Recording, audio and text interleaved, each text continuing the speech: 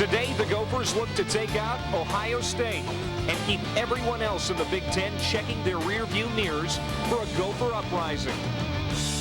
Gopher Wrestling is next on FSN North.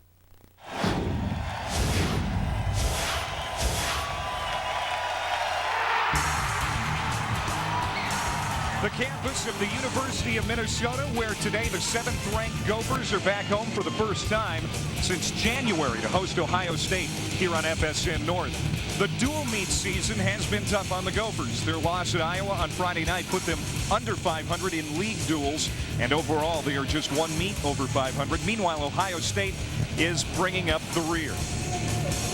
Hi again, everybody. Welcome to the Sports Pavilion alongside former Gopher All-American Will Short. I'm Clay Matvick. Youth injuries explain why the Gophers don't have a better record, but still this team could be very dangerous in the postseason because they have outstanding individual wrestlers. Guy that comes to mind, heavyweight Konrad. Right now, he is on an 18-match win streak. Cole is having a great year. He's got one loss to the #1 ranked guy, Steve Mocco, but that was in sudden victory overtime. So Cole is a legitimate candidate to be a national champion for the University of Minnesota, and he's already beaten all the Big Ten wrestlers so far, so Big Ten's farewell for him too.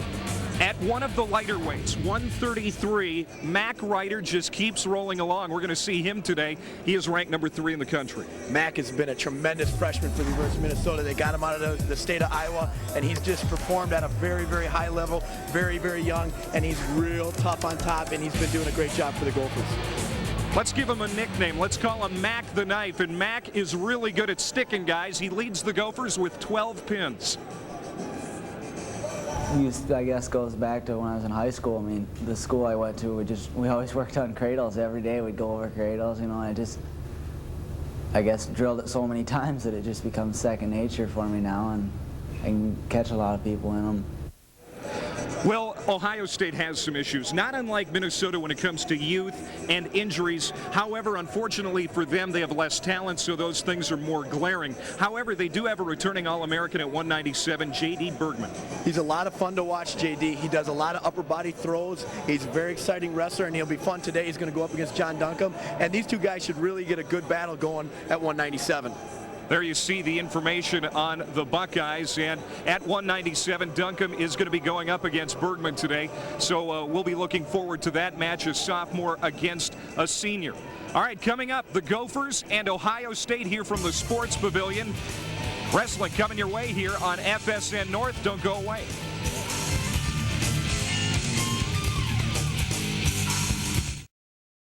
Got into a situation where CP is out with a little bit of a staph infection, and they needed a wrestler to come in and wrestle at 157. They were talking about forfeited.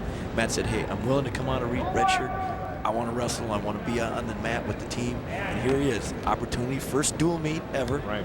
Freshman Matt Everson against Ohio State. What could be better? And I talked to Jay before the meet today, and I said, wow, Everson's kind of taking a bullet for it. He goes, well, maybe not, because it might be more than one match that we're going to need him. We may need him again next week. He's listed at 149, but he's wrestling here at 157, so he's a light 157. Freshman out of Mitchell, South Dakota, making his debut for the Maroon and Gold today. We're in the first match here. We start at 157, first period. Everson against Mueller. He's a freshman out of Dallas. The great thing for Matt is he comes in a situation where he's not getting outmatched. He doesn't have a guy who's an All-American or a senior or a junior. He's got a young wrestler that he's facing in Keegan Mueller, who's doesn't have a winning record.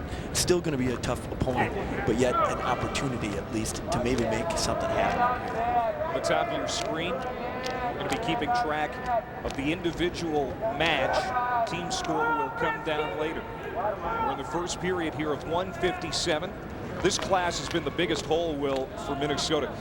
Everson is the 5th different Gopher wrestler to wrestle in this weight class. You talked about C.P. Schlater out with that skin infection. He was becoming the regular at 57, but because of the injury, the Gophers have had to improvise. Yeah, they've really had some trouble at this weight class, and they're struggling here, but they really do believe that CP is going to be just fine, and when he's all set to go, that this weight class is going to be stable for them. And going in the Big Ten tournament, they still feel they have a guy who's a legitimate contender at that weight. So it's just another opportunity for another guy for the University of Minnesota to get out and wrestle a match here. Right now, not a lot of action. Neither guy putting any pressure on the opponent. And that's why both these guys are still young. You can see that there's not a lot of pressure happening. They're not attacking each other, no leg shots as of yet. And we're already 2 minutes and 30 seconds in the match, and we've had no leg attempts here so far. Typical of a newcomer, maybe just trying to get his feet wet, feeling out his opponent, maybe a little apprehensive yet at this point as well. I think nerves are definitely a big part of this match right here for both of these guys. Mueller probably one of the first few times he's wrestled on TV. And you've got Matt Everson, obviously first match as a gopher here in the pavilion. It probably hasn't seen much of this coming from South Dakota. Yeah, he's a freshman from Mitchell. Wrestled in the Corn Palace. There's our official for today, Tim Shields, in his 18th year officiating Big Ten wrestling. And he's a native of Apple Valley. So we start period number 2.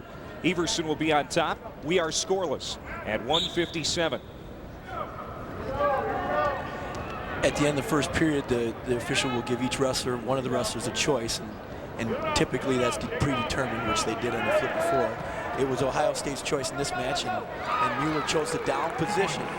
And you see most wrestlers choose that because they feel like Keegan did, that they can get away or possibly get a reversal as Mueller did here, and now leads 2-0.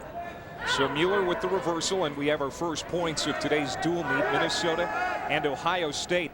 Minnesota back home here at the Sports Pavilion after being away for 3 straight dual meets. They are most recently coming off a dual meet defeat at Iowa. That was on Friday night. Very, very good duel against Iowa. They had opportunities in that match, even with a couple guys out to win that match, and they had some unfortunate matches go away from them in that match, but still performed very well and gave themselves chances to win. And I really think this is a team that's on the verge of putting everybody back on the mat, being healthy, and being a serious factor at the Big Ten tournament in 3 weeks from now. They've been hit hard. The Gophers have been hit hard by injuries. Haven't been able to have the regular lineup in very often. We're seeing a new look lineup here today, and Everson is the prototype of that example because he's making his debut here today. 11-9 overall, but in tournament action. And all of those matches were at 149. So as I mentioned, he's wrestling up today. Here's Keegan the scoring play with an interesting little roll through there off a leg attack. Normally, if Matt Everson had a little more experience with legs, he might have caught him there and scored some points. It's a very risky move that Mueller tried, but it paid off for him here. And Matt Everson, if he's going to be in this match, is going to have to learn to keep that leg out or find some sort of way to get Keegan Mueller from getting that leg in. That left side leg keeps dropping in on him, and as long as Keegan Mueller keeps doing that, he's going to keep him down. He's already built 1:08 of riding time, plus his reversal time. There's that left leg again. Gets inside. It's called a leg ride. Use your legs to keep your opponent down. And Everson with that back strength and the leg strength. The whistle blows with 12 seconds to go here in period number 2. And you just saw the official, Tim Shields, hold up his left hand in a fist. That's called a stalling warning. He's warning the top wrestler for not attempting a turn. He's just riding. You have to try and attempt a turn on top. And so Keegan Mueller was warned for stalling. Everson trying to get out, but the period is going to come to an end. So we have wrestled 2 periods here at 1:57, and right now Mueller holding on to a 2-0 advantage. He has 1:31 of accrued riding time.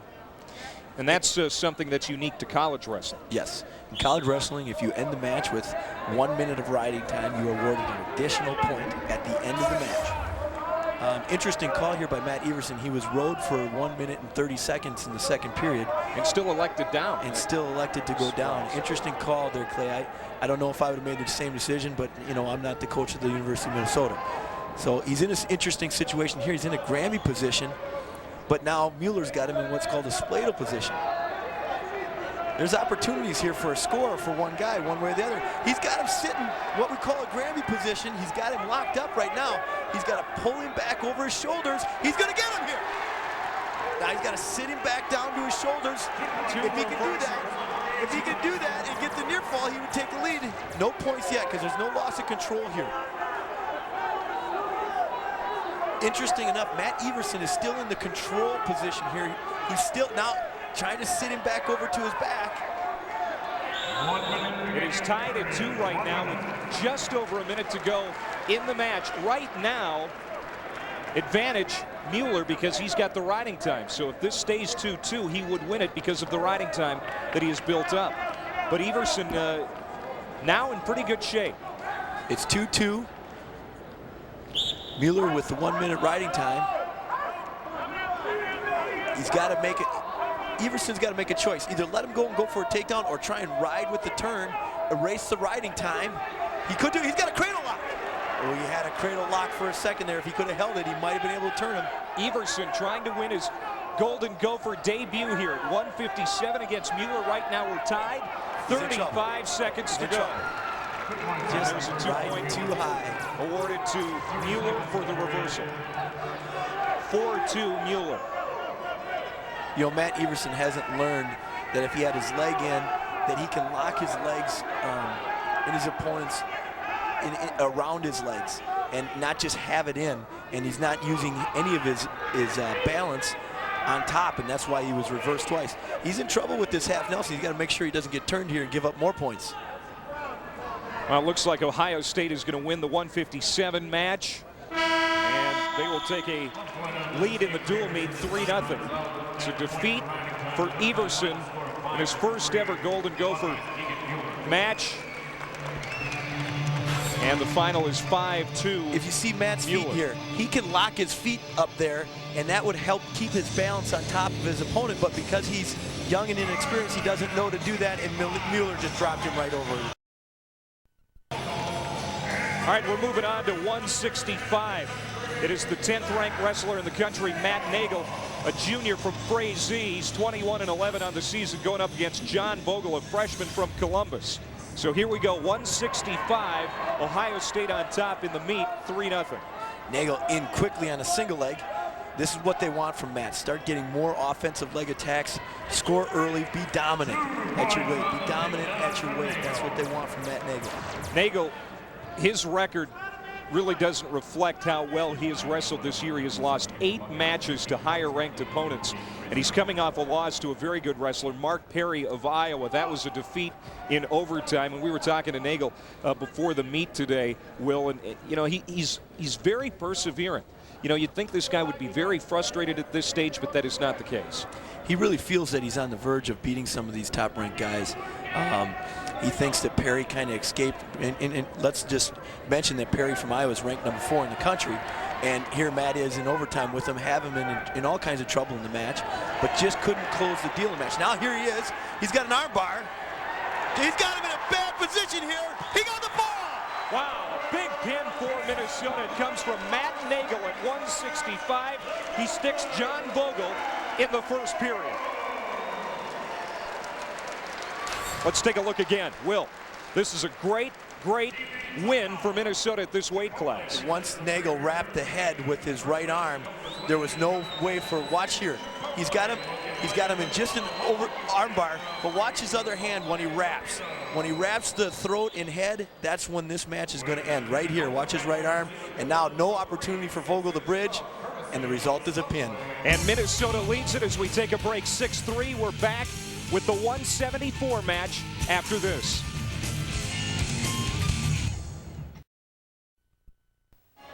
Minnesota leads at 6-3. Here we go at 174. Gabe Dretsch getting the start today for Minnesota, a redshirt freshman out of Frazee, another wrestler out of Frazee, and Nathaniel Augustson, 15 and 16, going for Ohio State. Excuse me, Augustons. I can't get this out. Augustson. There, Augustson. Pardon me. 174, Minnesota on top after the pin from Matt Nagel. Well, I'm telling you, Clay, I'm excited to see Gabe Dretsch here. He's a guy that the Gophers are real high on, coming from that pipeline from Frazee. 2 Frazee wrestlers back-to-back here, Nagel and Dretsch. They've known each other for a long time, and they're going to be able to wrestle with each other for the next couple of years. There's a look at the team score. Minnesota on top after the pin by Nagel. Dretsch returning from an injury last week, which had him sidelined since December. Nice 2-on-1 to a single there. actually led with a sweep to a single. He hooked the leg first. Nice technique there from Gabe Dretsch. So 2 points for Dretsch. He's off and running here in the first period. Gabe Dretsch is talking to the coaches at the University of Minnesota. He's a very powerful young man. He's falling in the line of Jacob Volkman, and they've mentioned some other wrestlers who've been very powerful wrestlers. Don't necessarily say, obviously he looks very strong, but even stronger than he looks. He's got a tremendous grip and power. Watch the single here. He dropped in on the leg, lifts it high up, and then just trips out the other leg and finishes at the waist. Got a little risky there coming so high, but finished it and scored the 2. Dretsch, pretty good technical wrestler. He's very sound fundamentally. Going all the way back, he wrestled for Clay Nagel, who's now coaching at the college levels. Chance for back points here. And yes, he did get the 2 count. If a wrestler can hold his opponent on his back for the count of 2, he will be awarded a 2 near fall. And that's what he was awarded there, and now he's up 4-0. And building riding time. Yeah, he's coming up on a minute here. 55 seconds of riding time so far for Dretsch. Dretsch. Oh. Augustson with a high risk move there, but it pays off. Now you get a point, so it's 4-1. Boy, it's a dangerous thing to do a front flip like that. If you get caught and catch your neck there, you could have a serious injury, but he took the risk and it paid off for him.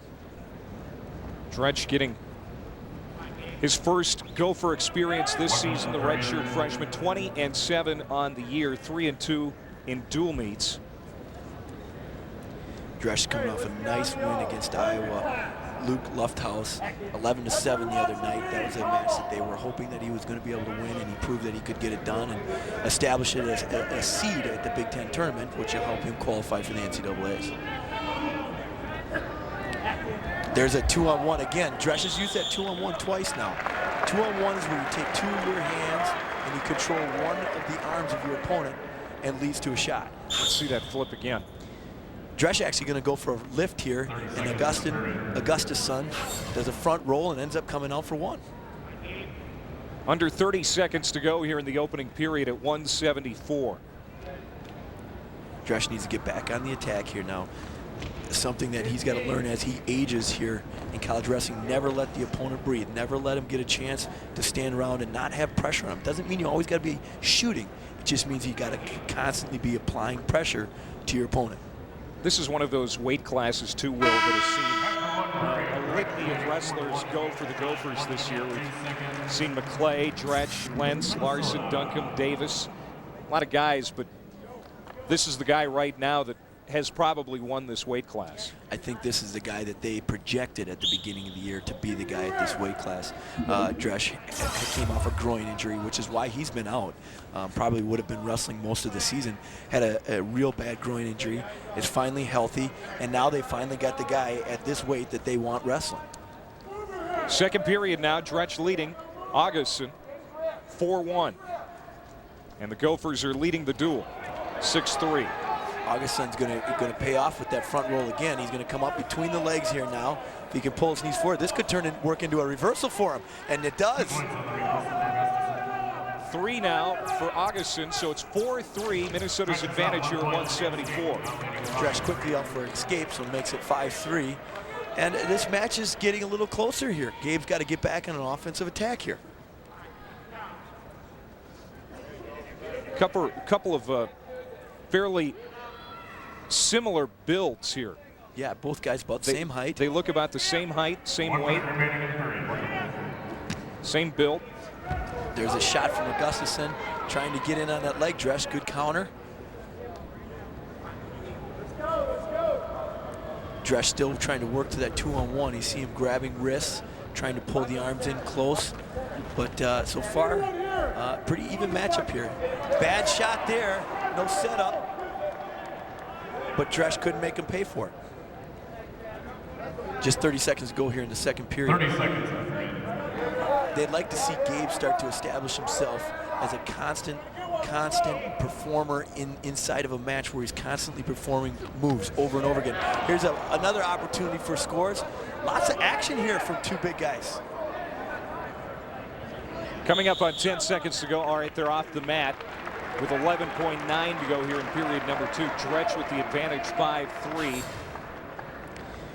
Dretsch tries a kind of what we call a hip toss there, but Augustson popped his head through and almost finished on a single leg. So both guys being very active there at those last 30 seconds. And the period comes to an end. And Dretsch will start down here in period number 3. 2 minutes to go here. Minnesota trying to hold on for a victory at this weight. Leading the duel 6-3. There's a look at Jay. Gabe Dretsch selecting the down position here. He's up 5-3. He's got a minute of riding time, so if he can get away in 28 seconds, he's going to keep that riding time point. Hard switch here by Dretsch. Works to advantage. He's up to an escape, and he keeps his riding time. Really in control of the match here now. Now we'll see whether Gabe just wants to win with a decision or if he wants to dominate here. Here, chance for another score. He's in on leg. He's a drop lower. Augustson tries a throw, and it doesn't pay off. 2-point awarded to Dretsch, and it's now 8-3. Another high-risk move by Nate Augustson, trying what we call a front-to-front suplex. Very high-risk move, and it did not pay off in this situation. Watch him here.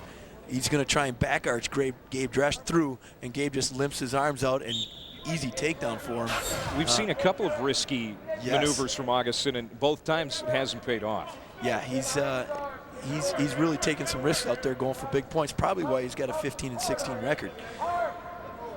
You want to wrestle hard. You want to do hard, powerful movements, but you want to do movements that are successful and work on a regular basis against top-notch guys. Right now, he's taking too many risks. 8-4 now. Dretsch a minute away from a victory here at 174. I know the Gopher coaching staff would like him to finish with one more takedown. Here's the 2-on-1 again. Tries to throw it by. Can't quite get to the leg. He's giving good pressure with his hands. Chance to score there. See, that should have been snapped down, front head let go behind, but he let him get away with kind of a bad shot and not making his opponent pay for those things that, you know, the upper level guys are going to make him pay for. Off the mat, 30 seconds to go. It's 8-4 Dretsch, but 9-4 with the riding time. Trying to hold on here. Start from their feet. See if he's going to go for another takedown. Now locking at the waist, both guys. I think Augustson is a little bit more confident here in the upper body. Dretsch should maybe get back on the leg attacks. Tries another throw, Augustson. And he's going to give up another takedown. He's obviously confident in his power up top, but Dretsch is just countering the right way. Yeah, he's doing what good wrestlers are taught to do, counter those upper body throws. Augustson might be a heck of a Greco wrestler when you don't have legs, but when you've got legs and you can hook and you can do things to stop throws, it becomes pretty easy to do. It's going to be an 11-4 victory for Dretsch at 174. Here's a look at that last move that failed for Augustson. Tries a body lock there, and not even close. Dretsch was right there to counter and gives up basically. 184 with Minnesota leading this duel 9-3. It's Alex Picazo, a sophomore for Ohio State, going up against Jeremy Larson, a redshirt freshman. He's from Preston, Minnesota. Picazo's got a real nice build here, not a real great record. So Larson's going to have a shot in this match, but real physical wrestler here from Ohio State, Picazo.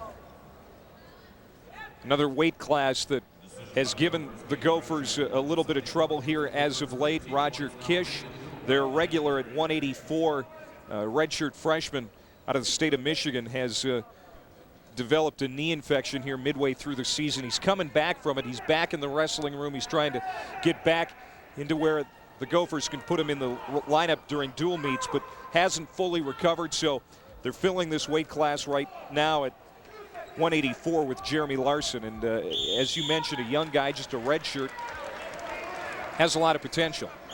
Yeah, Jeremy's got a good future here at the University of Minnesota. I think he's a guy who's just trying to make his way. He's got an opportunity here to wrestle, which, you know, if Kish wouldn't have got hurt, he probably wouldn't have had that opportunity. So he's trying to make the best of it.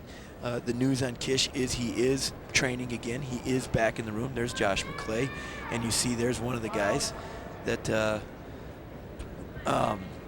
that hasn't been wrestling at the weight class. Jeremy Anderson here is battling for position. This is a strong wrestler that he's faced from Ohio State. Picazo very physical here, strong on the arms, but not attacking the legs very much, so not using his strength to score. Larson, a former Minnesota prep champ out of Fillmore Central High School. Larson's going to have to wear in his opponent in this match. He's going to have to try and get on his head, try and wear him down, because right now Picazo's got a lot more power. There's a double leg and takes him down rather easily in that situation. He got to get his power on the legs and finished easily. 2-0. It is Alex Picazo in the lead. Now it's 2-1 after the escape. Larson spent the last couple of years on a mission in Argentina, and he is back now wrestling at the U. And certainly that time away, although it was time well spent, he's got to work back to getting back in shape, getting back his technique, and you know it's been a long road. Actually, Jeremy's having a very productive year. For a guy who's been out of wrestling for a year there and come back, and he's really improved. He's going to put himself in position to possibly battle for a spot next year with all the experience he's getting this year. And the Gophers, of course, have a lot of young wrestlers who are going to be on the team. So if you're not making improvements, you're not going to be around on the varsity lineup very much if they stay healthy. Coming up on the end of the first period. 4.7 seconds to go in period number 1. 2-1 Picazo here at 174. We talked about Kish with that knee injury. There's Josh McClay also with a knee injury. You see the brace on his left knee. He's watching. Of course, he's a wrestler at 174.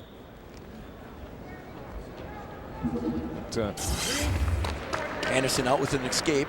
Ties the match 2-2. He's not out of this match yet, and as the match goes on, the longer he keeps it close, if he can keep it within a takedown or two, he's in this match, because I think he's going to have a little bit more conditioning than Picazo here in the third period. Picazo very strong, very physical wrestler, using his strength right now just to control Anderson. Anderson doesn't want to be in this position. Want to get back into a solid position. There you go.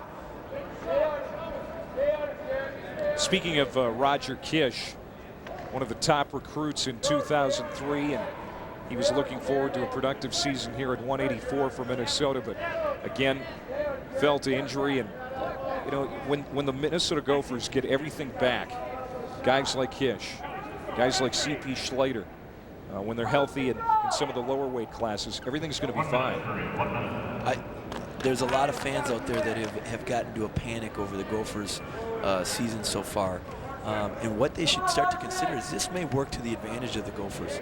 They're going to have a lot of momentum going in the Big Ten tournament if they get everybody healthy. For the first time, they're going to be able to look around at each other and say, hey, we're all finally competing and we're all finally wrestling. And they're all projected to wrestle in the Big Ten tournament. So it could be a huge, huge confidence boost for this team at the end of the year. Plus, a Division I wrestling season is a very grinding thing. It wears on you. And for some of these young guys to have some time off, whether with injury or whatever they're dealing with, they're not getting beat up every day. And that could work to their advantage. And the calendar is definitely going to be beneficial too, because when they wrap up the Big Ten dual season on the 20th of February against Illinois, they're going to have a couple weeks to get healthy, because the Big Ten championships aren't until the 5th and 6th of March. And then there's an extra 2 weeks until the national tournament, the 17th through the 19th in St. Louis. So there is some time that's going to work to the Gophers' advantage as far as getting guys healthy at the right time. If they can get everybody healthy and put the team on the mat that they're projecting, They're going to be very competitive, and I feel they're a top 5 team still. Jeremy Anderson is very much in this match. I like what he did in that second period. He didn't take any risks. He kind of tried to wear him Picazo a little bit, tried to wear him down a little bit. And this is the period where he's going to have to take a chance and try and score and steal this match. 3-2 Picazo right now as we're now into the final period here at 184. Minnesota leading the duel 9-3. It is Larson and Picazo. Larson 0-7 so far this season in duels, but if he could come back here and get a big win at 184, he would certainly help Minnesota in defeating Ohio State this year, because that's what they're going to try to do. On paper, the Gophers have a better team, but this is one of those matches that the Gophers need. They'd like to see Jeremy Larson get a win here. I tell you what, he's doing a lot of work in this match right now, and the crowd is getting a little restless with Alex Picazo. They'd like to see a stalling call. Larson's going forward. Watch Picazo. He's constantly giving ground to Larson. Now Larson with the stat. Another single leg attempt. Larson's made all the attempts on the legs in the last couple of minutes of this match. Picazo's made no real attempts since his double in the first period. 3-2 Picazo. Under 45 seconds now, and riding time is not a factor in this. Larson now has to take a shot. He has to take a big risk. He has to sell out and go all out for a leg attack and try and win this match right here. 30 seconds to go. He's got to give himself a chance. Picazo giving a lot of ground. Giving a lot of ground here in this match. 23 seconds. Larson's got to take an attempt. Got to make an attempt. Trying to throw by to a single. Picazo retreats off the mat again. No stalling call. 14 seconds to go. And the Gopher fans are having trouble. There's a single leg that we've been hoping for. But Picazo too strong. Counters easily. You mentioned right at the outset of this 184-pound match that Picazo was a physical specimen. His build, he's really got the upper body build. The legs are very strong. Physically, he outmatched Larson. Yes. But you know, sometimes being more physical doesn't necessarily mean that you're a better wrestler. In that match, Picazo only 1 point better than Jeremy Larson, who at the time is 0-7 in Big Ten matches and 2-7 overall. I would say Jeremy Larson can go off the mat feeling pretty good. Picazo wins at 184. Ohio State pulls to within 3 now in the duel. It's 9-6 Minnesota as we move to 197. Duncombe and Bergman, and we talked about Bergman at the top of the broadcast. One of the better wrestlers that the Buckeyes offer here in 2005. Ranked number 7 in the country, comes in with a gaudy record of 31-6. Well, this should be a fun match. These guys are not going to be afraid to mix it up. And we saw Nathaniel Augustson trying some upper body throws and things and not having success. I think we might see JD do some different things. He's an interesting wrestler. Uses leg attacks like right here. Tries an inside trip. For those of us who are Division I wrestling fans, you don't see a lot of upper body teams that like to mix it up upper body. You see a lot more leg attacking and basic fundamental wrestling. But this guy here, JD Bergman, he's going to mix it up with Duncombe, and Duncombe's going to have to work very hard to not get thrown or get put in some serious situations out there. The Buckeyes don't have a lot of experience on the roster. This guy would be the exception. He's a returning All-American. He had a 3rd place finish at the 2004 NCAA tournament. He also leads the Buckeyes in almost every statistical category here in 2005. JD's by far their best wrestler on their team this year. The Ohio State team's got some great wrestlers, a couple who've been out with broken hands. There's a nice shot on the leg attack from Bergman, so showing some versatility, going upper body, then going lower body. That's a great way to wrestle. When you've mastered both positions, you become a very dangerous wrestler, and he showed a nice single there, although give Jon Duncombe credit for countering. At 197, the Gophers are still trying to figure out who their guy is going to be when it comes to their representative at the Big Tens and at the NCAA tournament. Duncombe and Matt Coase are the 2 candidates, and today it's Duncombe getting the start. I think they like Duncombe in that he's been a consistent performer for them.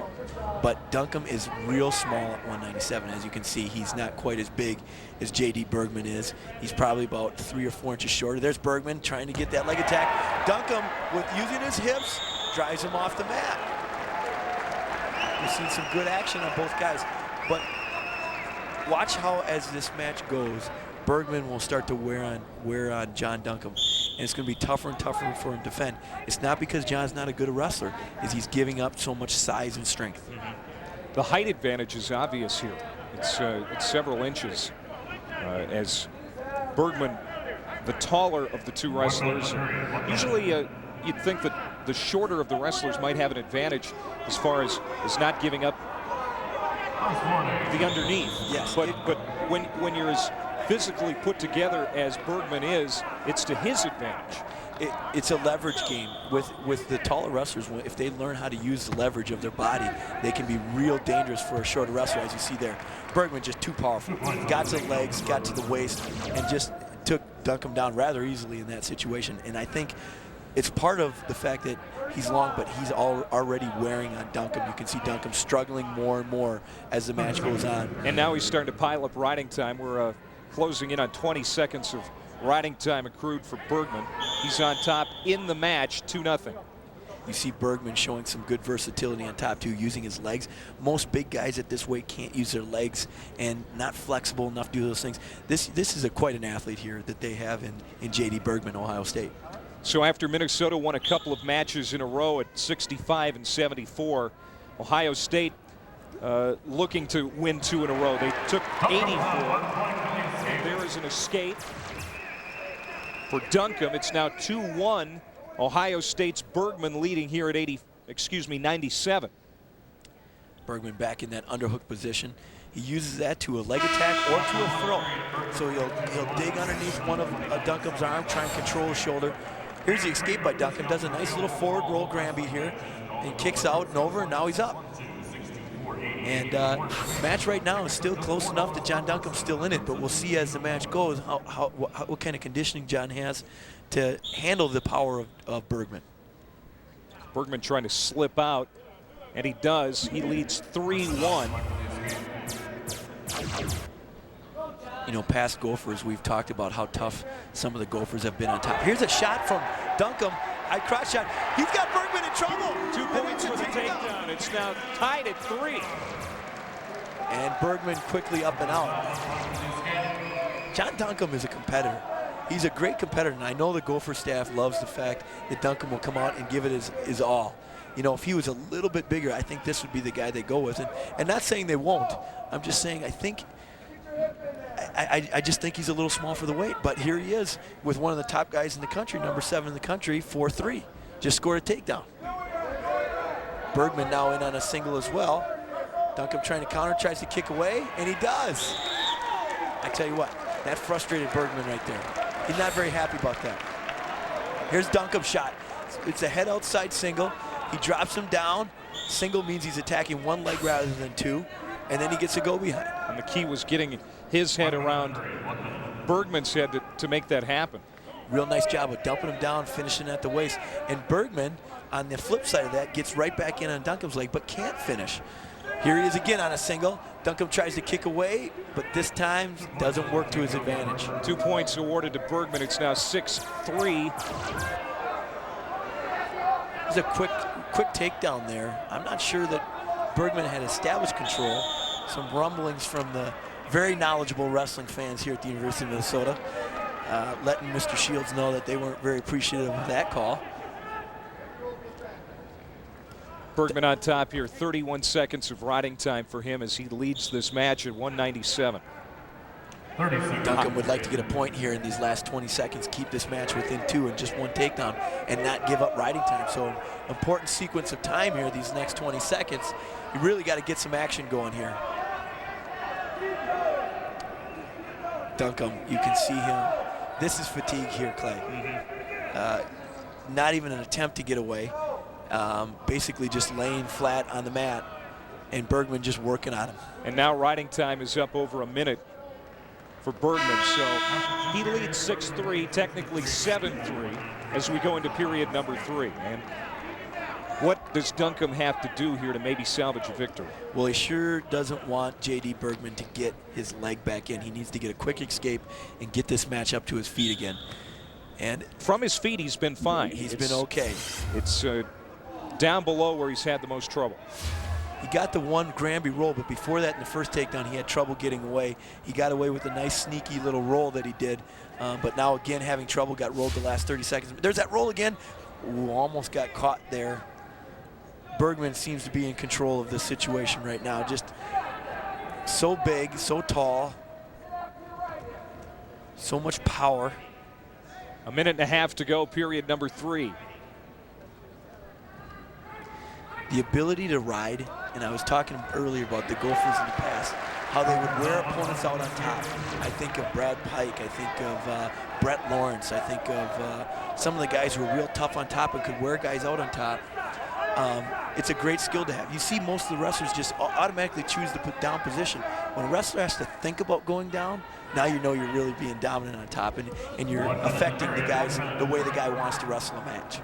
Duncombe is not out of this yet. He's down 6-4, and they are on their feet now, which is beneficial for Duncombe, but he is certainly showing signs of fatigue here in period number 3 as we're under a minute to go. He needs a takedown here. He needs a quick takedown because he's probably going to need 2. He's not going to be able to race the riding time, it doesn't look like. So he's going to need a takedown. He's going to have to let Bergman go. There's and a get shot. Takedown. Countered by Bergman. Bergman's got him locked. Duncombe did a nice job of getting out of that situation because he could have been on his back real quick there. 2 for Bergman. It's now 8-4, technically 9-4 with the riding time. Under a half minute. Duncombe working hard. Nice job getting an escape there. I tell you what, I'm impressed with Duncombe's conditioning. I thought he wasn't going to have much left for this period, but he's battled every position so far in this third period.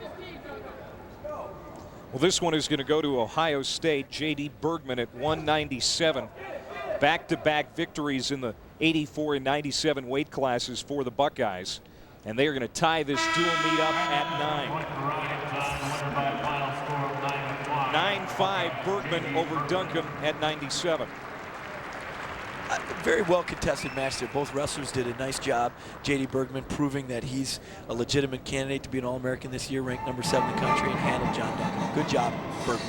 Well, we're through 5 matches. That brings us to the intermission. And coming up on the intermission, we're going to have a feature on Minnesota's very exciting heavyweight, Cole Konrad, plus some highlights and a meet overview when we come back on FSN North. After 5 matches, Minnesota 9, Ohio State 9. You're watching Big Ten Wrestling on FSN North.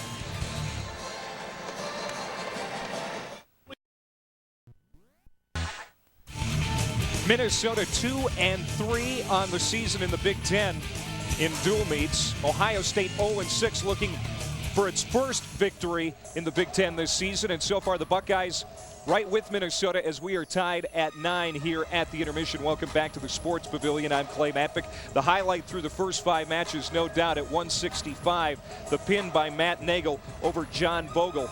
That gave Minnesota the lead, but Ohio State coming back and again tied up at 9 here at the intermission. The first match we will see after the break, the heavyweights. It'll be Cole Konrad going for Minnesota against a ranked wrestler by the name of Kirk. And here is more on Minnesota's super heavyweight, Cole Konrad. In Cole Konrad, the Gophers have a wrestler who continues the tradition of successful heavyweights. Most recently, Brock Lesnar and Garrett Lowney were able to garner All-American status at this weight class. And Lowney, who is from Konrad's hometown of Freedom, Wisconsin, played a role in his decision to come to the U. I had come up here and trained with him a little bit in Greco when I was in high school still, and I mean, I just saw the success that he was having and how close the team was and all that stuff. I mean, they hang out all the time, every day, they live together, everything, you know. It's a close team and everyone's pushing each other. And if you want to be good, that's the type of environment you want to be in. Cole wasn't ready to be an All-American right out of high school. Jay Robinson had to mold him, which included going on a diet to trim, as Jay calls it, some baby fat. And now that Cole is at a svelte 280, he can enjoy the heavyweight luxury of not having to cut pounds before a match. I have my weight under control. I don't even think about it. I just eat the same type of stuff every day, you know, and it doesn't even cross my mind that I'll be overweight. These guys, I mean, they gotta they got to drop it every week, and it takes a toll on your body and on your training. So it's definitely nice not having to deal with it. As a freshman, he came in as a big guy. He's very super coachable. He's done everything we told him to do. He started out last year, had some losses, but then built and built and built and ended up as an All-American at the end. And that's just about the way we want it to happen. Cole has picked up an unofficial title at the year, closer. Oftentimes, he's required to wrestle last, and many times the meet has come down to him, like last season against Iowa. He's got him! He's got him in trouble! He's got him back! He can get the ball! He got a Rose win! Unbelievable! Cole Konrad! And just won the match! The meet comes down to him, and he says, I like that. You know, he says, I like to be responsible for the win.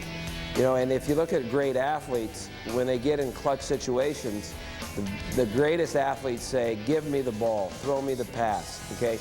I'll get it in the basket, I'll get it across the line of scrimmage. They want that responsibility, you know, and that's good because the team can rely on it. I think it helps when it comes down to me, because a little added pressure never really hurt. It makes me feel good knowing that I can control the outcome. Really athletic for a guy his size, I know that, but just things that have changed about him over the last year especially is just the way he wrestles, a lot more aggressive and stuff like that, and I think he has a real shot to beat Mako and win a national title this year. Mako is Steve Mako, the #1 ranked heavyweight from Oklahoma State, who beat Cole back in December. But that has only fueled his confidence and determination to bring a national title home. I mean, there's no reason I can't beat him. Been working on some stuff, trying to get my offense going, and about 5-6 weeks from now, hopefully it goes the right way.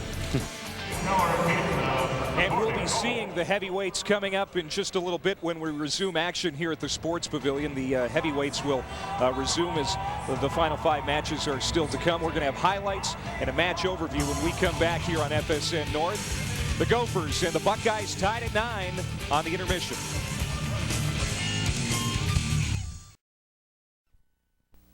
Through 5 matches, Ohio State 9, Minnesota 9. And don't forget, next Sunday, NASCAR on Fox returns with the 47th running of the Great American Race. 43 drivers will clash in the fastest, fiercest, most high-powered sporting event in the world. Our NASCAR coverage begins with the Daytona 500, Sunday at 10 Central in high def, only on Fox.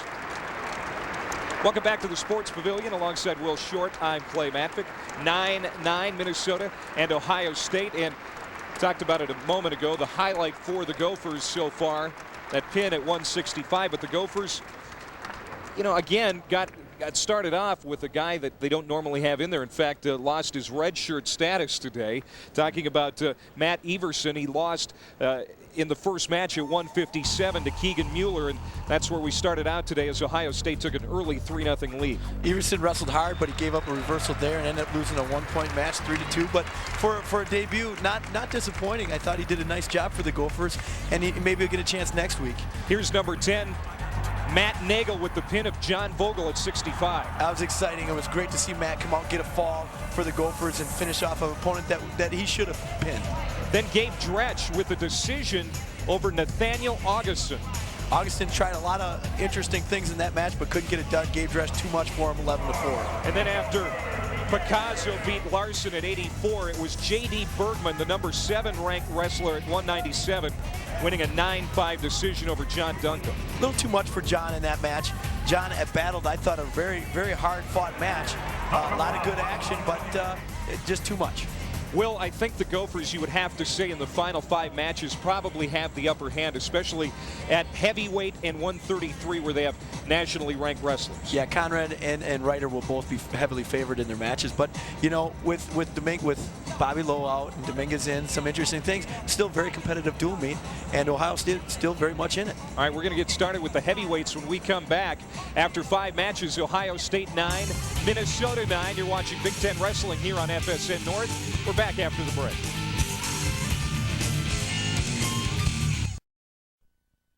Welcome back to the Sports Pavilion. Ohio State 9, Minnesota 9 with Will Short. I'm Clay Matvick, and we are ready to go at heavyweight. These are always my favorite. Watching the big guys go, and Minnesota's got a good one. We profiled him during the intermission. The second-ranked wrestler in the country at this weight class, sophomore Cole Konrad for the Gophers. And Kirk Nagel, a freshman for the Buckeyes, pretty good wrestler in his own right, 12-9 on the season, but he's ranked number 16. Kirk Nagel, he's not real big when it comes to height, but he's got plenty of power in his legs and his upper body. And Cole talked in the break about how trying to get his offense going, and that's a big key for heavyweights. The heavyweights that have an offensive takedown that can score on the majority of the wrestlers are the most dangerous. And Cole's been working on a lot of things, I know, to try and build offensive stuff. Because most of these heavyweights just wanted to get into a push match and not really do much offense. We'll see if Cole can put something together here against a pretty good opponent. He's 12-9. He's young, but he's well put together. He's going to be hard to get to because he's so low and compact and very physical, Kirk Nagel. Cole Konrad, a sophomore out of Freedom, Wisconsin.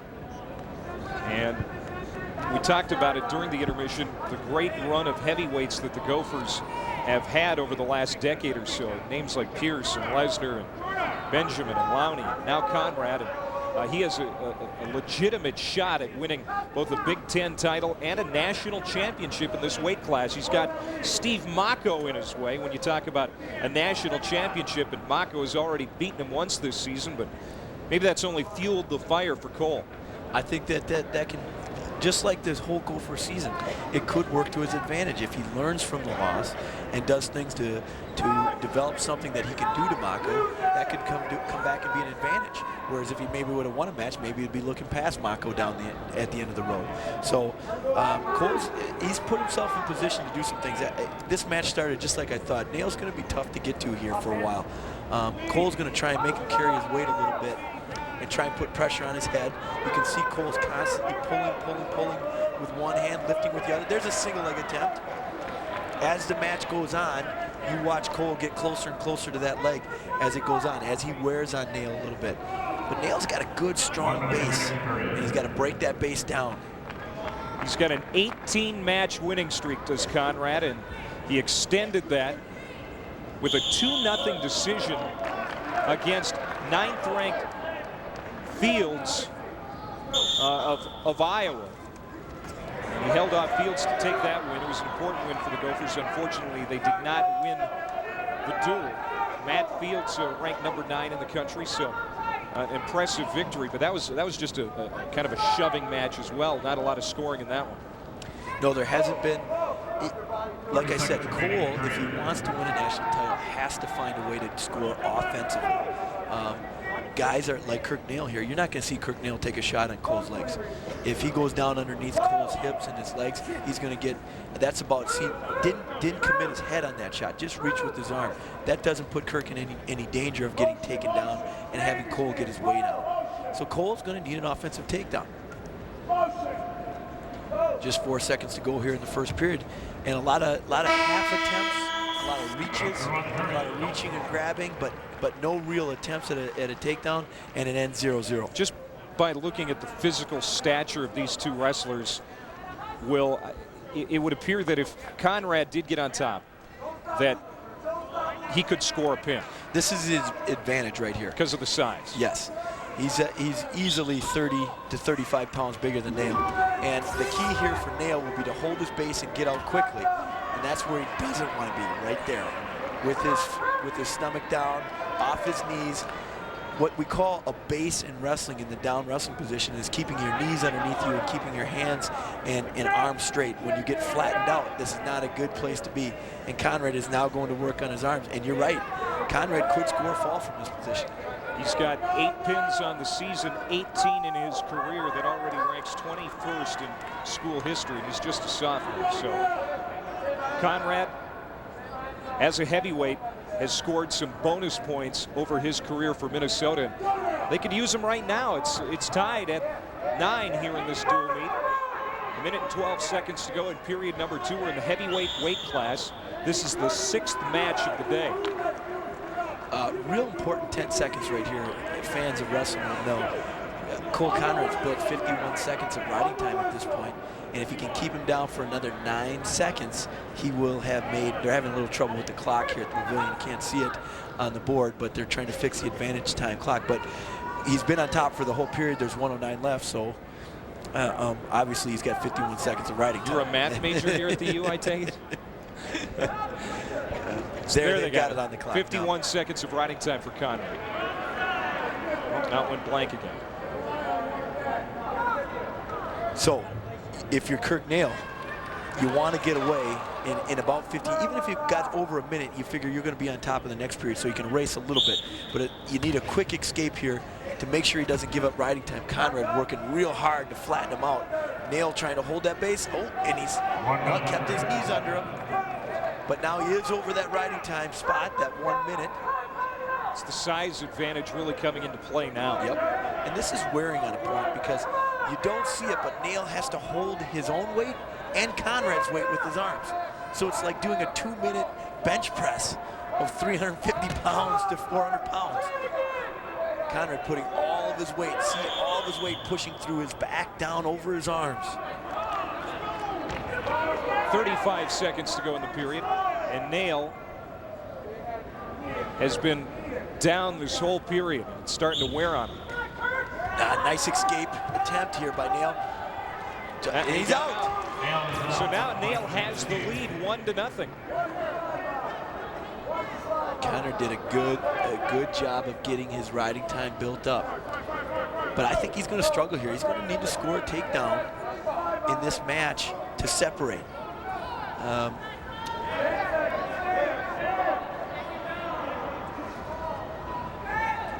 Cole's got to make a legitimate attempt here. He's got to try and attack the leg or the waist or the lower body. Does this surprise you a little bit? We're going to go into the third period here. And Nagel is going to have the lead. It's not a significant lead, but he does have a lead. It doesn't surprise me at all, Clay. I do think that Cole could still score a big victory in this match, or it could end up being 2-1. That's how heavyweight wrestling matches go. Well, we got a problem with the clock again here at the pavilion. That's why we're seeing the stop and start here. They haven't fixed that advantage time clock just yet. We believe it's up over a minute, though, for Konrad in the way of riding time. So I think what we they're probably keeping it with a stopwatch. They're stopwatching it right now. There's a reversal for Clay, so riding time is stopped again. Nagel got away with about 28 seconds left. Nagel not real happy about that little extra push from Konrad. Let's take a look again. There's a reversal, little switch by Konrad. Good movement for a big man. Nagel tries not to give up the points, but then at the edge here, a little push. Nagel not real happy. Sometimes that happens in wrestling. Konrad now in a good spot, leading 2-1 and in control. Building up more riding time, and now an escape point goes to Nagel. We're back tied up at 2. 2-2. I gotta believe that Konrad's up over a minute 30 of riding time right now. So I don't think that Nagel can erase the riding time point, so that's there. So Konrad technically is ahead 3-2 right now. And you know, it'd be interesting to see if he's just going to be satisfied with the 3-2 win or whether he's going to go try and score another takedown. He's not going to. In a heavyweight match, it's a position match. If a 1-point win is a 1-point win, you won. Konrad's not going to take a huge risk. He's not going to dive underneath Nagel and give up a spin around takedown, but he should be offensive and still try and attack. 50 seconds to go. Nagel's got to get to the point where, okay, I've gotten myself in a situation, and when you're the underdog, this is what you do. You keep it close, you get down to 30 seconds, and then try and surprise the higher-ranked wrestler with one quick explosive shot and steal the match away. But right now, he's got to go. He's got 30 seconds to go, and Nagel has an opportunity here. He really does against Cole Konrad. We don't know for sure exactly where their riding time is, but we estimate that it's anywhere between a minute and a half and a minute 45. So Konrad is going to have that point, and right now that would give him the victory. Nagel's down 20 seconds. He's checking the clock. I got to believe a big shot's going to come here. A leg attack's going to happen, unless he's satisfied just losing 3-2. The Ohio State coaches are yelling, shoot, try something. He's trying, but this is again where that size advantage comes in, because Konrad can just hold him off because of his length. Yeah, that got a little contentious there at the end. You can see that Nagel is very upset with some of the pushing and shoving that went on during that heavyweight bout. I tell you, I think although Nagel lost that match, he frustrated Cole in that match. And Cole found himself in a situation where he couldn't score. He just couldn't get a takedown on Nagel, and he didn't get anything going in the match. And Cole having some frustration, and Nagel not going to take it. There's two big guys, you know. Hey, that happens. So it's a 3-2 victory for Konrad. Minnesota goes on top 12-9 in the meet. And we go to this from the heaviest to the smallest weight class, 125 now. It's Andrew Domingues and Nathan Costello. Domingues getting the start. We would normally see All-American Bobby Lowe at this class, but he's getting the day off, and Domingues gets a rare start, just his second duel of the year.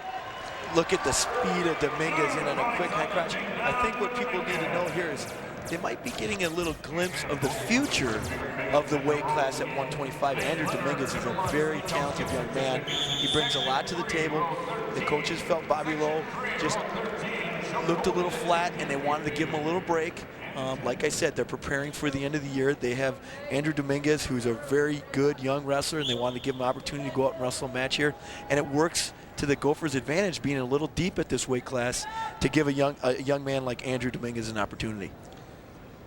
The Gophers, much like heavyweight, have been blessed here recently with some very good wrestlers at 125, and you say that Domingues may be the future. He's another good one, but you think of Leroy Vega at this weight class, and the Gophers have got some quality seasons out of Bobby Lowe. And Lowe coming off a technical fall victory over junior Matt Morkel of Iowa. It was a 21-6 technical fall win for Lowe on Friday night, and as we mentioned, getting the day off here today.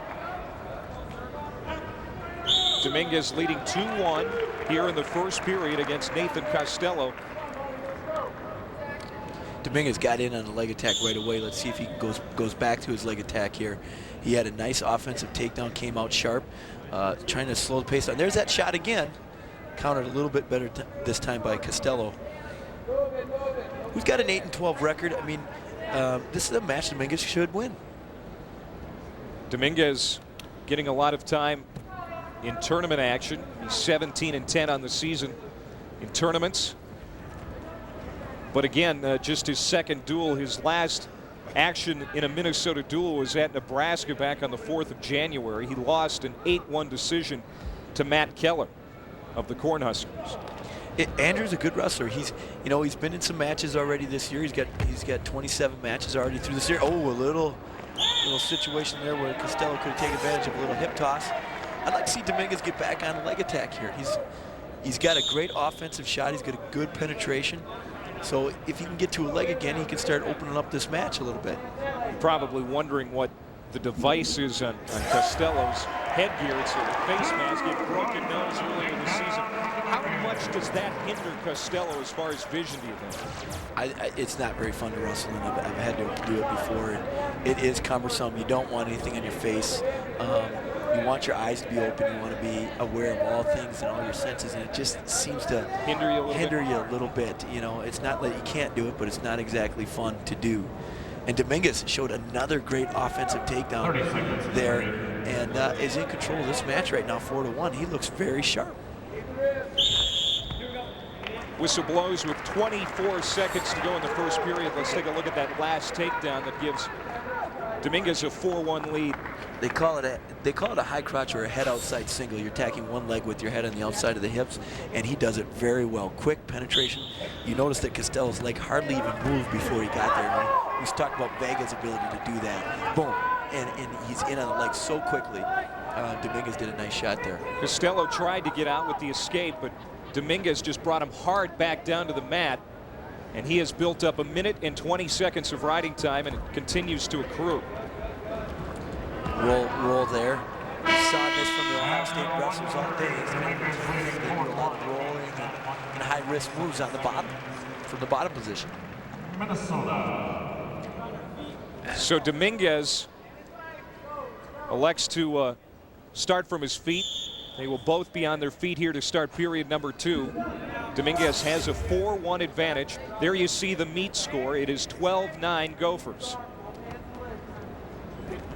I think the Gophers are favored at the next weight class at 33, so this could be one of those matches. If they could get this match, might solidify the dual meet, which they would like to win.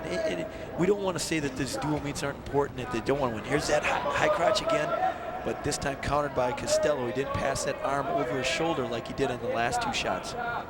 Yeah, absolutely, a confidence builder. They want to win the match. Yeah. I mean, both teams want to win the match. It doesn't matter what team you want to put on the mat. This is the Minnesota Golden Gophers. They're a highly ranked program. They want to win this match.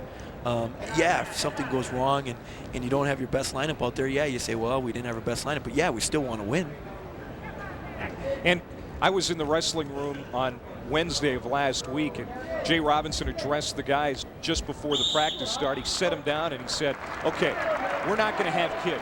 We're not going to have Schlater going into this weekend. We know that. But we want to win. We want to go down and represent the University of Minnesota at Iowa and come back home on Sunday against Ohio State and put our best effort out there. You know what? We can go in there with a bad attitude knowing that we're giving up a couple of weight classes most likely, but let's give it our best effort. And so far, the Gophers have done that here today. And now Domingues in total control over Costello, leading 6-1. Well, you just saw some great Division I high-level wrestling right there from Domingues and Costello. Both guys doing a lot of things much different from what you saw at Cole Conrad's heavyweight weight class. Domingues in on a shot and then counter, and now he gets the takedown. He's up 6-1. He's established riding time. Just having a great match so far for Domingues. And I like the way he wrestles. He has a spark to him, much like a Leroy Vega. He does remind me a bit of Vega. And that's a great thing for a program. In a lot of cases, that weight class is asked to start a meet. And if you can come out and give the team a spark, that goes a long way to the program's success every season. So Domingues leading. Let's take a look at that last takedown by Andrew. He was in on a single leg, and here he clears it all the way up to his shoulder. Look how high he has it. Trips up, but watch Costello here. I'm going to roll under. I'm going to grab your ankle. I'm going to try and spin through. And if he could have pulled it over his head there, it would have been a different finish. But Domingues did a nice job of keeping his foot down and keeping it out in front of him. Domingues out with a quick escape. Let's see if he stays on the attack here. He's actually up right now, 7-1 with riding time 8-1. He's up by 7, so he needs a takedown for a major decision and a bonus point for the team. There's that single, that same leg shot again, and he finishes across the body in a double. 9-1. Nice takedown by Domingues. Win by 8 or more, it's a major decision, which would give 4 team points to the Gophers, and bonus points are always nice to come up with, especially at a weight class where the Gophers are wrestling a guy who is not a regular here, and if he can come up with bonus points, wow, that's just gravy for the Gophers. Domingues is pretty much shown a great attack to Costello's. Here, watch the shot. There's the leg attack again. Now here's the lift and the drive across. Now see on that shot how he drove across at the knee, and this last one he tried to lift him straight up and didn't score, and Costello ended up getting out of bounds. He's got to make sure to keep that angle and drive across. Oh, Costello with a nice little hip toss there. Domingues perilously close to getting into some trouble there, but imagine to spin over onto his stomach. Okay, right now he's lost his major decision. It's 9-4 Domingues. If he can get an escape and takedown, he could secure that bonus point with just 37 seconds to go. Let's see if he works hard for it. Building hand control, he's up, cuts away. Now he needs a takedown for the bonus. 10-4 now, 11-4 with the riding time. There's that same leg attack. He's across the body. He's going takedown. We're looking at a major decision here for Andrew Domingues. Domingues showing a lot of speed on that single leg shot. Boy, nice takedowns from Domingues all day here so far. Got to hang on here. 3 seconds. That's a 13-4 victory for Andrew Domingues at 125. And Minnesota takes a 16-9 lead in the duel. Let's take a look at the last takedown by Andrew Domingues, who goes to 1-1 on the season in dual meets. Nice speed. Leg didn't even move before he got there. Just finishes across the hips. And nice takedown. Domingues.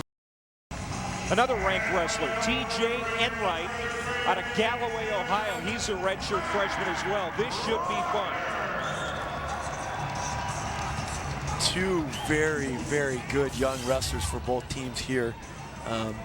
Reiter having a little more success than Enright early, but this is going to be a very competitive match. And you watch and see here, this first couple periods are going to be very close. And Reiter's going to have to see if he can wear on Enright a little bit and wear him down and see if he can start scoring some big points toward the end of the match. He got a hard-fought 2-0 decision over 11th-ranked Mario Galanakis of Iowa. He rode him the entire second period and came up with a big win for Minnesota on Friday night. And Reiter, much like Cole Konrad, a national title contender now. Even though he started the season unranked. He's definitely in there. He's got great opportunities. He's proven that he can wrestle with the top guys in the country. It's going to be what happens at tournament time. You know, who does he end up matching up with? And where is he at? Where does he get seated? How does he perform? How does he feel at the end of the year? But he's had a great season up till now, and another opportunity here to beat another one of the guys in the Big Ten to set himself up for a good seat at the Big Ten tournament. Coming back to the middle first period, we are scoreless. Reiter and Enright, and Reiter is the first four-time Iowa State high school champ to wrestle here at the University of Minnesota. Blue chipper that comes out of the state of Iowa and is wearing maroon and gold. Doesn't happen very often. Jay Robinson very proud of himself on that one, as he's able to steal away a very good wrestler right from under the Cyclones and Hawkeyes' noses. Yeah, I think that's one of those things that was a big step for the Minnesota program to say, hey, we're even stealing your home kids, your Iowa kids, your high schools, your best in your state, and they're coming to our schools. Because Iowa's done that in Minnesota. They got Charlie Falk. They got some wrestlers that have been very established here in the state of Minnesota and stole them out of Minnesota. Right. So nice to turn the tables once in a while. Yes. Still no score. We're in the first period at 1:33. Number 3, Mack Reiter. Number 18, TJ Enright. Combined, these guys have 58 wins on the season. Both just redshirt freshmen. It amazes me. These guys are wrestling at a high level, very young. Opportunity to score right there for Mack Reiter, but he couldn't quite finish it. Enright did a great job of facing him there and not giving up any points. Enright doing a good job here on Reiter, keeping him slowed down, slowing down the match, and putting a lot of pressure on Reiter just so far in this first period right here. This is wearing on a guy when you have to constantly be on your knees and carrying the guy's weight. Enright doing a nice job. You look at Enright's right knee, it's taped up, and if you're Mack Reiter, do you try to take advantage of that? Most of the time with wrestlers, if they're on the mat, they're pretty physically strong enough to be out there. That's probably just for security purposes for Enright. If he's out there, it might have been tweaked a little bit. But definitely, you know, anytime you see something like that, this is a wrestling match. You gotta take whatever advantage you can get when you're on the mat. First period comes to an end. Enright and Reiter remain scoreless. Minnesota leading the duel 16-9. Enright's choice in the second period, he's going down. Here's where Reiter could separate himself. He's very tough on top. He's a physical guy on top. He's used his cradle to pin a lot of guys this year, and this will be an important part of the match right here. You know, Reiter, we talk about bonus points and how those can really help decide the outcome of a match. Any points that you can get, extra points, big bonus. And this guy is a points getter. Mack Reiter, specifically when it comes to pinning guys. This guy has a knack for doing that, and he's been very impressive in that. Well, right here, TJ Enright says, nope, it's not going to happen to me today. And he's up and out, and he's got an escape. And now we're in a situation where Mack Reiter's facing a deficit. 1-0 in the middle of the second period. Mack has won a lot of matches in the third period. He's won a lot of matches by wearing a guy out over the course of a 7-minute match. Right now, Enright's doing a great job. Mack Reiter and TJ Enright, both ranked at 133 national. Enright is staying in great position in this match. He's not getting extended. Here's a single leg attempt from Enright. Reiter fighting it off, Enright's got his hands locked, so he's in good shape. Trying to take him up at the hip. Mack trying to fight it off. Enright to the waist now. No points yet. He's in trouble here. Enright showing some good power in this match. Mack right away up. See, this is where Mack's been good in this freshman year. Just because a guy scored on me, I'm not going to panic. I'm going to get an escape, and now a possible takedown for Mack. And here he's got his cradle locked up. Look at this.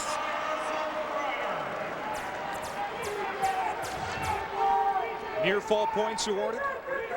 We talked no near fall. No near fall. No near fall. He didn't quite get the 2 count, but this is what we talked about with Mack Reiter. It's not a first period match. It's not a second, it's a 7-minute match. So right now, Enright still leads, but Mack scores the reversal at the end of the second period, and it's 3-2. Reiter very close to picking up a pin here, but here's Enright, gets the takedown. Watch the quick continue action. Mack doesn't quit wrestling. Okay, now here he comes with the crossface, and you'll see here he snakes his hands around the head and through the legs. Right here, you see him now. He's got him locked, and here's where he's pinned, guys, in this cradle. As he starts to take him over, it looked like he was going to get him, but Enright did just enough to break the ankles. So Reiter, if he would have been able to grab that cradle and turn him over, maybe get another pin. He's already got 12 on the year, which leads the Gophers, and he's working toward setting a record here at the University of Minnesota held by Marty Morgan, who has the pins record.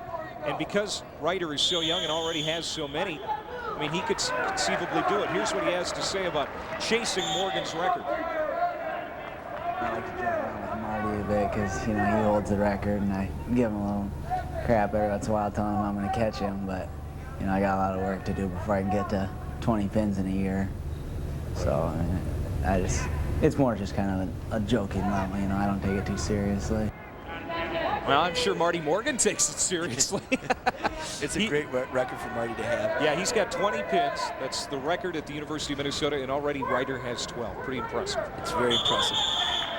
We didn't get to see Reiter's. There's Marty Morgan, right there, former national champion, homegrown, went to the Bloomington Kennedy, one of the most respected Minnesota wrestlers in the state and in the nation. And it's a good bet that when Jay Robinson decides that he's going to hang it up, Marty Morgan will probably be your head coach here at the University of Minnesota. I think everybody would look that way. It would be Marty's job to turn down, I'm sure. But, you know, you never know. You never know.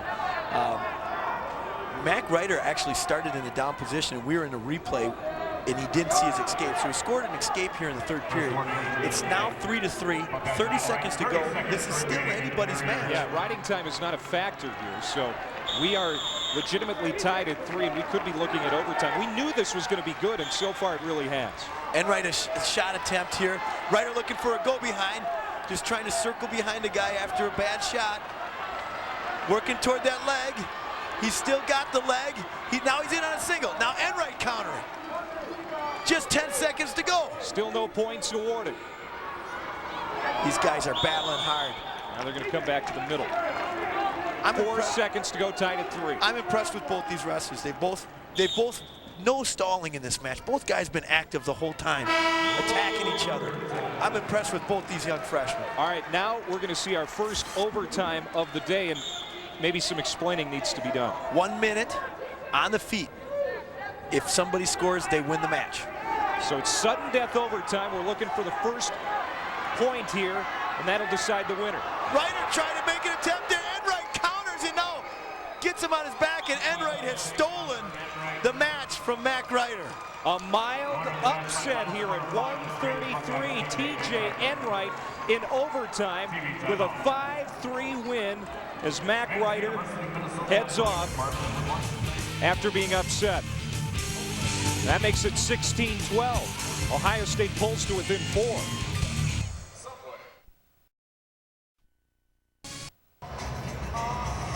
Enright beats Reiter at 133, and it's made things very interesting. It's now 16-12.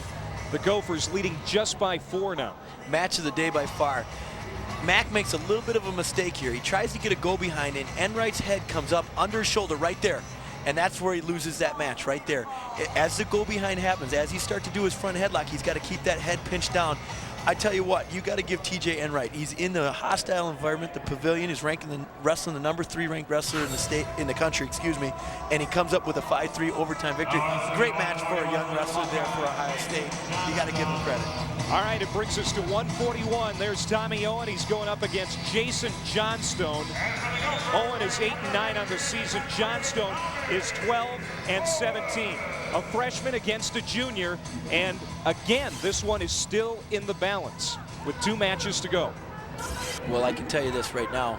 The Gophers need this match because at 149 we have Danny Williams and they have Ryan Needle, and that match is too tough. It's too close to call, and I couldn't call it one way or the other. So the Gophers, if they want to solidify this duel, they need to do it right here with Tommy. And bonus points would be appreciated. We'd take that, yes. Tommy Owen, the junior out of Spokane, Washington, 8-9, as I mentioned. He lost by major decision to his opponent at Iowa on Friday night, but he has won 6 of his last 10 Big Ten starts. The Gophers are looking for a good outing from him today as they really need him here at 141. Inside trip try, almost had it. Boy, this Jason Johnstone has been all over his legs, but great action here from both wrestlers. I got to tell you, no points here. We've really seen some good athleticism here in these lower weights. Traditionally, you do see more athleticism at the lower weights, but really today 133 was an outstanding match, and so far here at 141 we're seeing that as well. We've had great action in the first minutes of this match. No scores, and that's a testament to how well these guys are at defending these things, because they've done some great offensive attacks here. Both guys, a real good solid first minute of wrestling here in the 141 class. Johnstone has a record that is well under 500. He's just 12-17 on the season.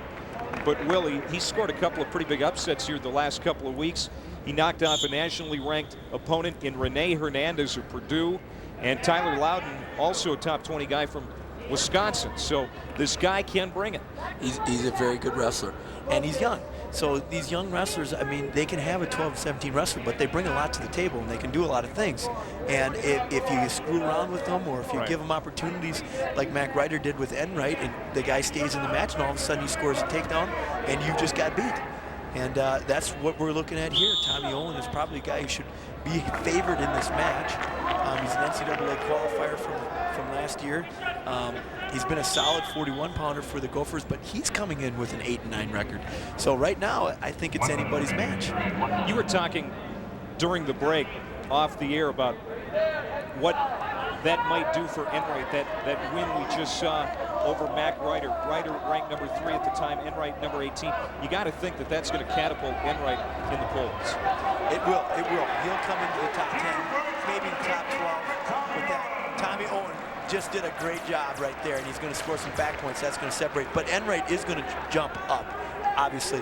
And Mack Reiter won't fall to 18. He'll fall down a couple spots. You know, upsets happen in Division I wrestling, but they judge you on your whole season, not just on one match. It is 2-0 here as Owen is leading Johnstone at 141. We're coming up on the end here of period number 1. It is now 4-0, and picking up some riding time is Owen. Owen had a takedown and near fall in that first scoring series, and now he's got Johnstone's arms just locked up all over the place. He's been going to work on it. That's a nice way to, I tell you what, here's a takedown here you'll see with Tommy Owen. He's looking to just get a shuck go behind right here. They call that a shuck in wrestling, not an interesting name. And then he just does a little hip toss here and holds him for back points here. Gets a 2 count. You got to hold the guy on his back for at least 2 to get a 2 near fall. 5 seconds for a 3 near fall. 45 seconds of riding time. Oh, and a little bit of trouble there. Almost a mistake there for Owen. You've seen Jason Johnstone really come up with some things in this match. If Tommy Owen doesn't be careful, Johnstone, they call this a neck wrench. Tries to flip his head through, but Tommy bridges him off the bat, and actually doesn't score any points. I don't like the fact that Tommy's been in these situations where he's been flipped to his back, because that's how you get caught and maybe lose a match. to these guys. I like them to stay basic. Now you're up 4-0. Stay basic. Stay in good position. And you don't have to get into these kind of flipping around situations that obviously Jason Johnstone would like you to be in. Riding time is up over a minute now for Owen. And he has a 4-0 advantage, technically 5-0, as we're under a minute and a half to go here in the second period. Tommy Owen using a leg ride right now. Johnstone with hand control, trying to work his way. Now he's up and out.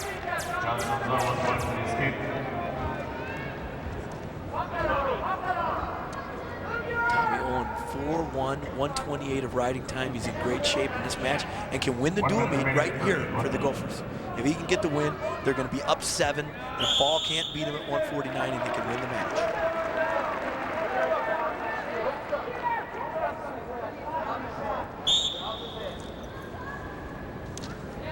Tommy Owen actually has a lot of great offense. He can score on a lot of guys. The Gophers have been looking for him to start beating some of the top-ranked guys. He just hasn't been able to put any big wins together, but very capable of scoring on and doing very good things on the mat.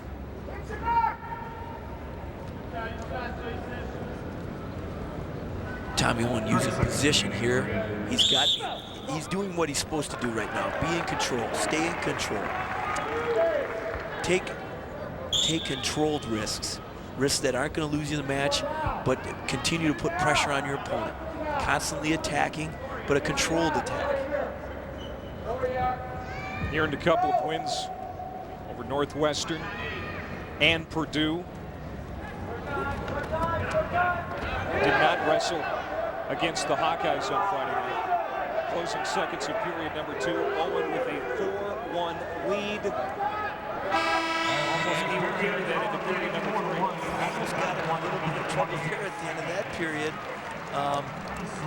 And Tommy Owen is electing the neutral position. Here's Johnstone's leg attack right here and gets Tommy on his hip. And now see his eyes glance up at the clock. He knew that it was getting close, and he was hoping he could ride it out. Yeah, He did. Just trying to get the clock to wind down before he gives up the 2 points, because eventually Johnstone would have scored there, but it ran out of time. How much of a clock watcher were you? Did you use that a lot when you were wrestling? I think every wrestler would like to answer that question, because I never looked at the clock. I was so focused on wrestling, but I think every wrestler's had times. You have a sense of the time, but sometimes you got to check it out. When you're down or you need points, how am I running out of time? Where am I at? But what you'd like to say to every wrestler is don't worry about the clock, just wrestle. Easier said than done. Yes. 4-1. It is Owen on top of Johnstone. Final period at 141. And Owen does have the riding point. Tommy's in real control of this match.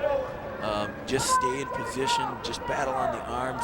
And Johnstone, I think he'll make mistakes here if Tommy does that. And he'll get some easy points in this period. Just 56 seconds to go. Johnstone's going to have to start lighting it up here to get back into this match. He gets kind of run into I wouldn't call it a headbutt. I'd say he was kind of coming forward. Tommy's coming forward. And it looks like he got head contact with an eye. Let's see. Just one of those unfortunate things. Tommy dropped his head position down right as Jason was going to shoot a single leg attempt, and in the face and the head meet, and you have an injury time. And a black eye probably. Doesn't look like he's bleeding at all, so hopefully Johnstone's going to be okay and going to be able to finish this match. That's something he'll feel an hour or two from now. So Owen leading here at 141. If it stays the way it is right now, just a decision, Minnesota would go to 19, lead 19-12 with 1 match to go, and Minnesota would win the duel. Johnstone's been working hard trying to score. Tommy Owen, you can see that he's kind of gone into what I'd call a defensive mode. But here's another shot on the edge. If he can get a hook, he should have maybe turned the other way toward the legs rather than toward the head.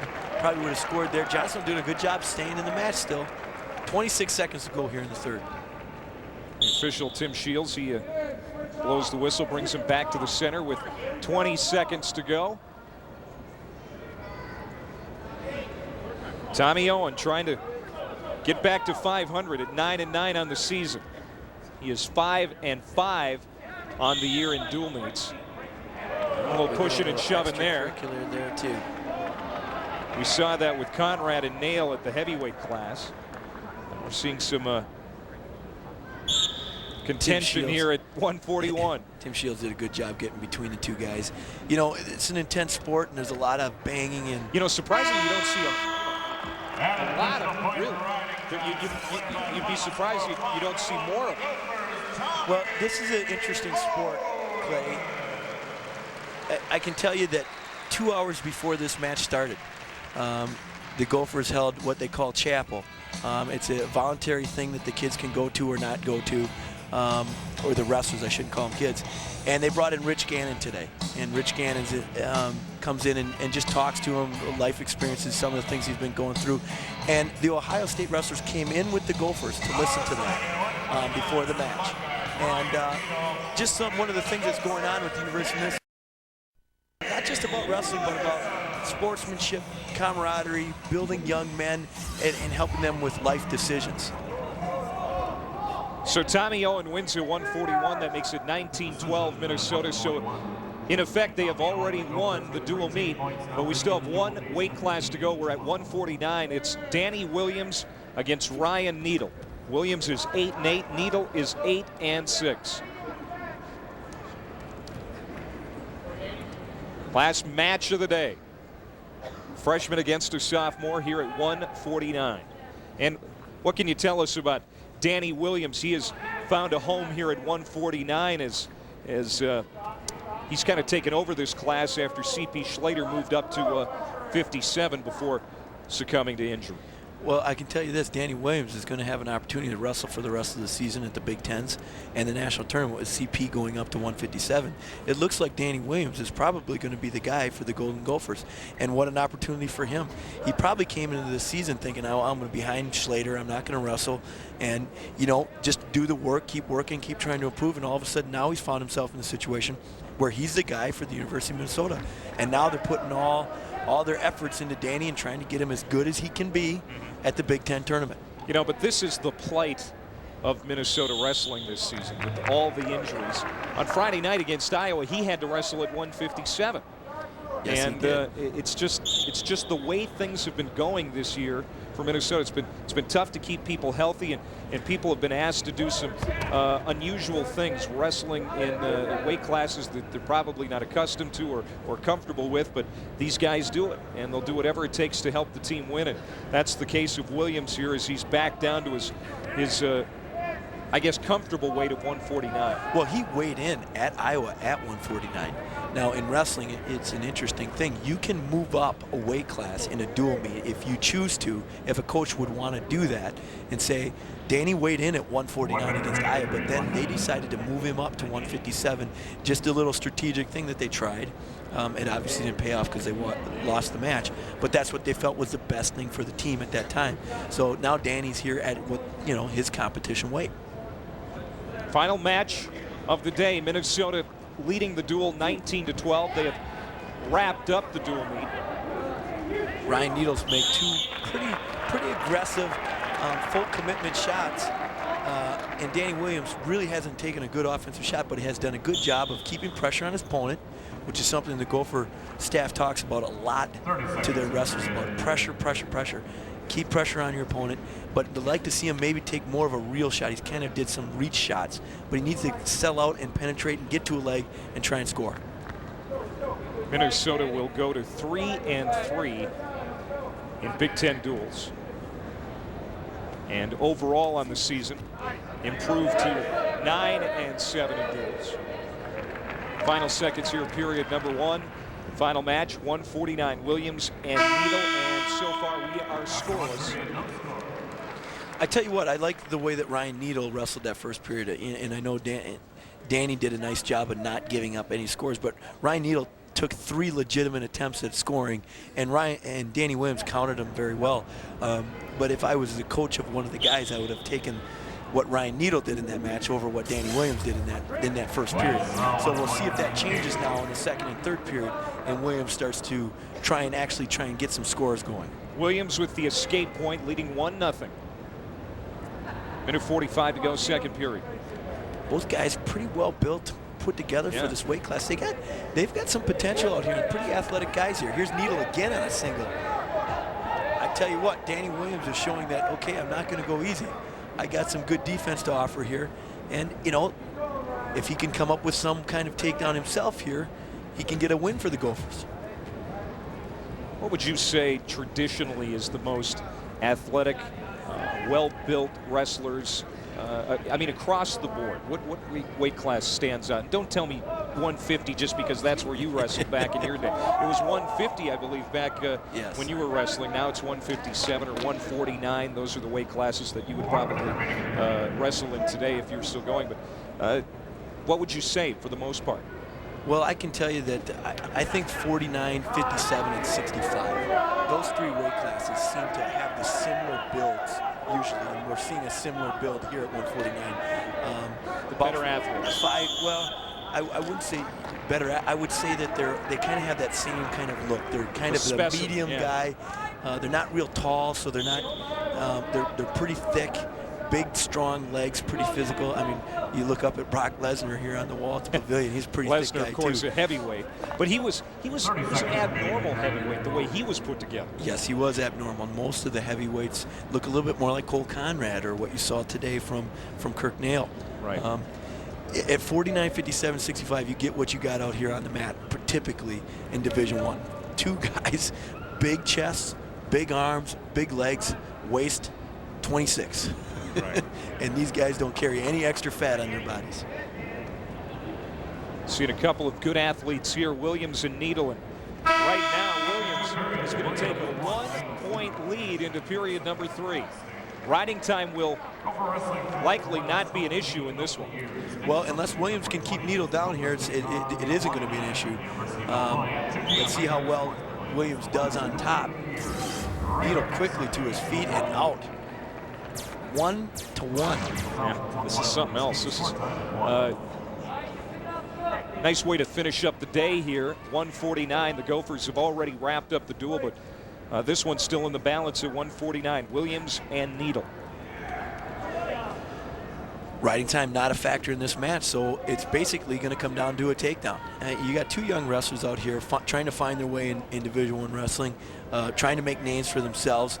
They seem to me, both of them, and Williams a little bit more than Nagel, they're a little bit afraid to try and make a real risk out on the mat, because every time you hit your knee in wrestling, and what I say risk, like right there, Ryan Nagel hit a knee. Anytime you hit a knee, you take a risk because you give up that opportunity of possibly getting spun behind, which I talk about a go behind, the easiest takedown in wrestling. So anytime you hit your knee, you take a risk.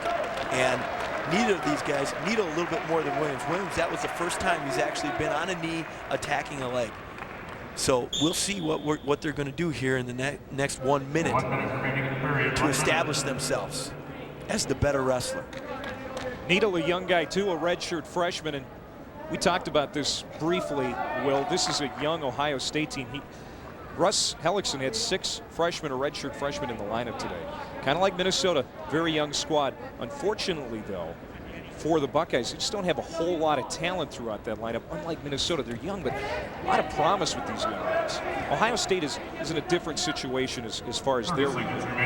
I think you're right with this group of guys that they got on the mat right now, but they've got some kids who are in red shirt. They got 2 kids with broken hands. They got another kid a couple kids who are out for starters from last year. You watch Ohio State next year, they're going to be back in the top 5 because they really feel when they get everybody back and healthy, along with these freshmen who maybe aren't real superstars right now, they're going to have a good solid squad next year. As for the Gophers, they think they can put it together this year. I just don't see Ohio State coming together this year. And this one appears to be headed to overtime. We had one overtime already today. That was at 133 where Enright had a mild upset of Mack Reiter, 5-3 overtime victory. Just 2 seconds to go here, so we are headed to the first overtime. We might see a double overtime here. Neither of these wrestlers have been real close to scoring. I got to imagine in the overtime here we're going to get a little bit more of what we've had. People taking a few more risks? You don't think so, huh? You know, I can't get into their heads, but neither of them feel confident. Just by watching, they don't look confident enough to take a risk here in the overtime. Now, if they were to go 0-0 again, we then would go to the double overtime, which will go to a flip of the coin, and one wrestler will go down and one wrestler will go on top. Now, if they're, oh, look at this! Chance for a score. Danny, fight, counter, back to the leg here. Needle with an opportunity. Williams trying to counter. On the edge of the mat. Not yet. He's got to get that hand. His right side hand's got to come across. And there's a score. There it is. So Needle gets the takedown and wins in overtime by a final of 3-1. That's the final 3-1, an overtime win for Ryan Needle. But Minnesota does win the duel 19-15. All right, we're back to wrap it up at the Pavilion. The Gophers win the duel 19-15. We're back after this. There's a couple of guys that know college wrestling. Russ Ellickson, Jay Robinson, almost 40 years combined as head coaches in the Big Ten. Today, Jay Robinson's Gophers get the upper hand with a 19-15 victory here over Ohio State. And Will, the Gophers have a couple of Big Ten duels left. They're going to see Wisconsin on the road, and then they're going to come back home and wrap it up against a very good Illinois program. Illinois is a very tough team, and the Gophers, those two matches are going to be tough. They're going to have to try and put some things together, and hopefully they can get their lineup on the mat. And if they can do that and put everything together, they can build some momentum going into the Big Ten tournament. Yeah, March Madness right around the corner. Iowa City and then St. Louis for the Nationals. And again, you look at the dual record, it really doesn't say exactly or give you any real clear indication of how well they're going to do in the postseason. We really don't know. And this will be the first year in a while that we don't know where they're going to be going into the Big Ten tournament. And they're going to have to figure some things out. I think they've got a plan. The plan is to get everybody back and then be ready for the Big Ten tournament. And it'll be a very fun Big Ten tournament because it's up in the air. It really is for the first year in a long time. Good working with you again. Great job. That's going to do it from the Sports Pavilion, where the Gophers get a win today over the Ohio State Buckeyes. 19-15 is the final. Stay tuned for Pac-10 basketball action coming up next. For Will Short, I'm Clay Matvick saying thanks for watching Golden Gopher Wrestling on FSN North. Have a good one.